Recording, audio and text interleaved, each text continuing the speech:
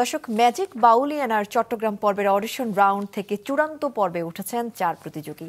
এ 4 জন ঢাকায় অনুষ্ঠেয় চূড়ান্ত পর্বে লড়বে অন্যান্য অঞ্চলের চূড়ান্ত বাছাইদের সঙ্গে।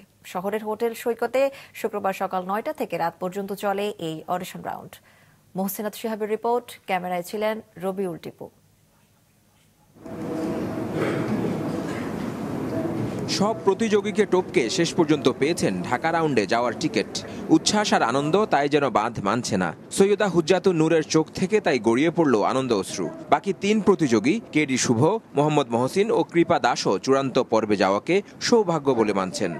আমি চেষ্টা করেছি আমি আমার বেস্ট দেওয়ার, কিন্তু আমি যখন প্রথম রাউন্ডে সিলেক্ট হয়ে গেলাম তখন আমি নিজেকে আরও মেন্টালি প্রিপেয়ার করা শুরু করলাম যে না, ওখানে গিয়ে নার্ভাস হওয়া যাবে না।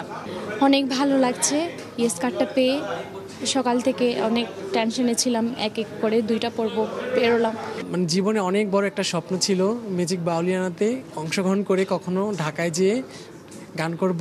অনেক আনন্দ, মানে ভাষায় প্রকাশ করতে পারবো না। কৃতজ্ঞতা জানাই প্রথমত আমার স্রষ্টার প্রতি, দেন আমার মায়ের প্রতি, যে মা আমাকে অনুপ্রেরণা দিয়ে এতটুকু এনেছে।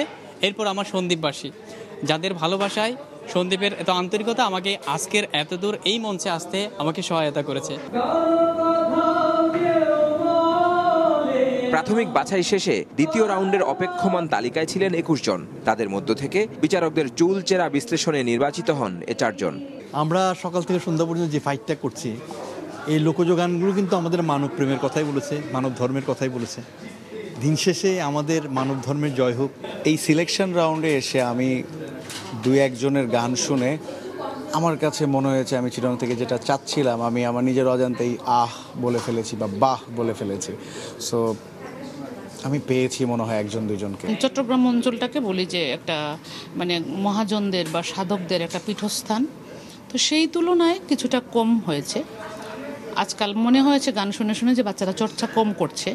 তারপরেও আমরা একদমই নিরাশ হইনি, কিছু পেয়েছি যারা ভালো গায়।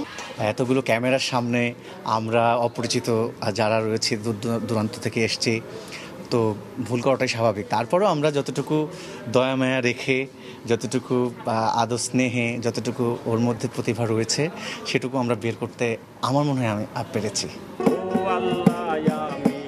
এর আগে সকাল থেকেই চট্টগ্রাম অঞ্চলের গানের পাশাপাশি মাইজ ভান্ডারি ও অন্যান্য লোকগান নিয়ে লড়াইয়ে মাতেন বন্দরনগরীর সুরের পাখিরা।